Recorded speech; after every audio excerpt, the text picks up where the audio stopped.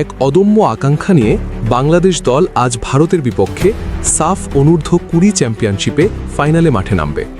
বাংলাদেশের এই দলকে নিয়ে ফুটবল ভক্তদের প্রত্যাশা অনেক। পারবে কি বাংলাদেশ আজ ডিফেন্ডিং চ্যাম্পিয়ন ভারতকে হারাতে? ডেকলান সালিভানকে গত ম্যাচে 10 মিনিটের জন্য মাঠে নামিয়েছিল টিম ম্যানেজমেন্ট। সেই 10 মিনিটেই ডেকলান তার জাত চিনিয়েছে। রোনানের জন্য চমৎকার এক গোলের সুযোগ তৈরি করে দিয়েছিল। ভারতও শক্তিশালী দল, ডিফেন্ডাররা শক্ত প্রতিরোধ করে তোলে, আর তারা বাংলাদেশের বিপক্ষে আগের ম্যাচে লো ব্লক তৈরি করে রেখেছিল।